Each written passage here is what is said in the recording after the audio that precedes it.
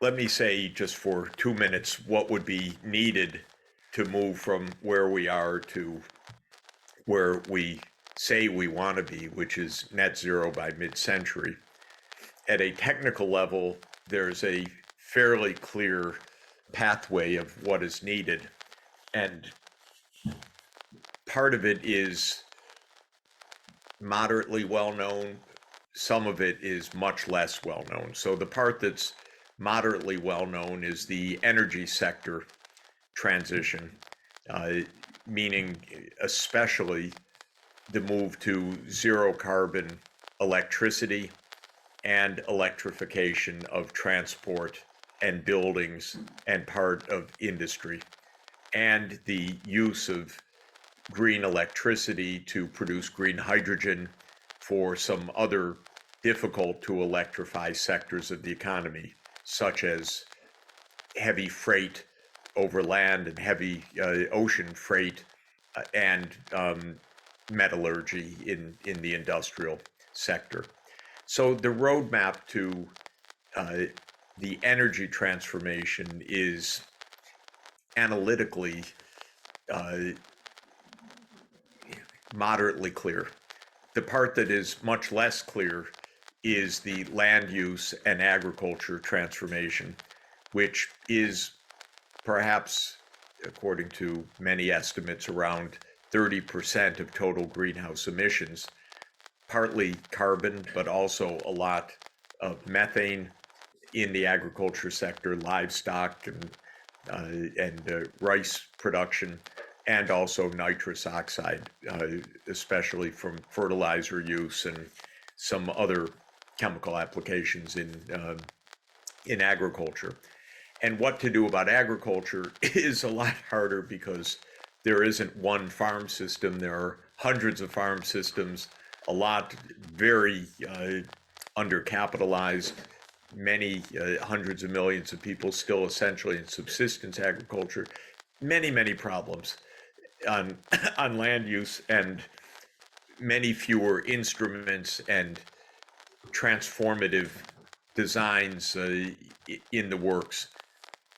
On energy, there's a very good model that the International Energy Agency has published for the last couple of years on a roadmap to 2050 for decarbonizing energy, but there is no comparable roadmap to 2050 to decarbonize, as it were, the farm sector and the land use sector. And so I would say on the what to do, we're maybe 60% of the way to having sorted out the basic pathways. I would also add that governments are far behind the academic community in understanding how to turn those pathways into actual public investment policies and overall energy strategies. Very few countries have policy roadmaps to 2050. Many of them have 2050 commitments. Many academic and interagency studies show how this can be done conceptually, but very little of this is embedded in public policies yet in most of the world. And that's partly because while there are hundreds of studies of what these pathways look like, most governments do not have detailed pathways to decarbonization. And it's something that they ought to have, because it's impossible to do this without analytical structure and without basically a planning and policy framework. So that's one side of things, is that there's some moderate clarity of what to do. There is much less action, in fact, and there are a number of reasons for that. One is that the what to do is not normal politics almost anywhere. It requires longer term planning, longer term policy, new governance structures within countries that take the energy transformation outside of the day-to-day politics in some way. And that's part of this. Another part, of course, is vested interests within almost all fossil fuel producing countries, and the United States is a prime example of that. If you have a lot of fossil fuels, there is a very strong lobbying and political pressure, often just straight out corruption or government dependency on the revenues of fossil fuels that make it hard for governments to move. So the action is stronger in the places bereft of fossil fuels. That's a large part of the world. And Europe is a good example of a region that is moving quite far on decarbonization because Europe is blessed to have very few fossil fuels left. And because it is therefore dependent on importing fossil fuels rather than producing them domestically, there's less rearguard pressures on change, less domestic lobbying, and fewer options for continuing to rely on the fossil fuel sector. And the war in Ukraine and the cutoff of Russian energy probably for Europe accelerates this process. So that's the second issue. The third issue that's very deep and very structural is that good energy system solutions generally require multi-country cooperation, because to build a low carbon power system, it really helps to have a large geography of many different kinds of renewable energy assets being fed into a common electricity pool. And that's because of the intermittency of the renewable energy. A larger geographic basin for renewable energy in an interconnected grid is better, but that means multi-country energy systems, and we lack the intelligence, the cross-border trust, the freedom of investment to actually pull that off in most places in the world. So countries are, to the extent that they're trying to decarbonize, are mainly doing it nation by nation rather than in regional groups, with Europe again being a partial exception to this. But in other regions of the world, it's almost straight national policies rather than regional interconnected policies.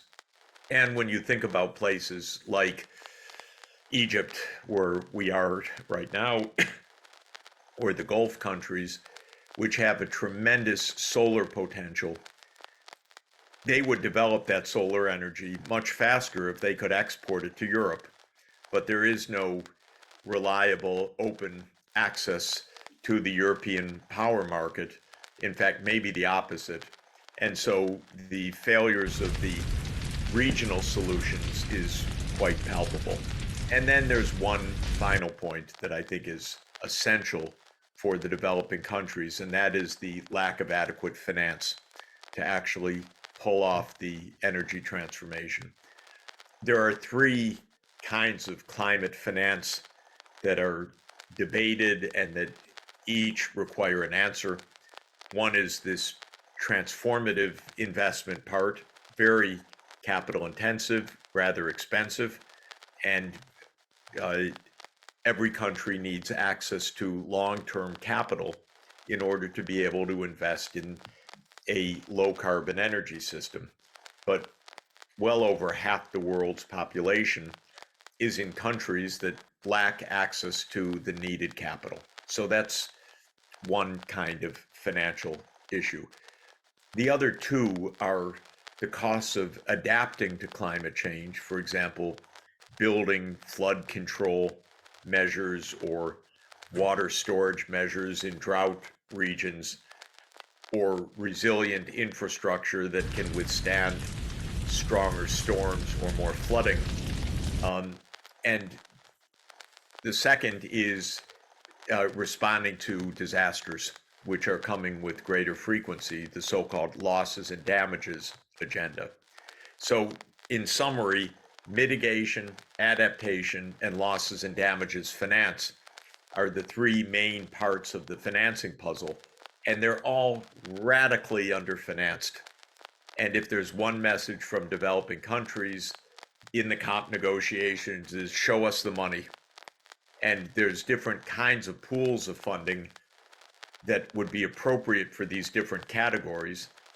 In my view, the adaptation and losses and damages should be paid heavily according to historical responsibility, whereas the mitigation should basically be financed by long-term, low-interest loans. And the fact is, on all three categories, the amount of actual financing available to developing countries is a tiny fraction, maybe a fifth or a tenth of what would actually make the difference. And there are no breakthroughs right now. There are small incremental steps of greater financing, but no great breakthroughs.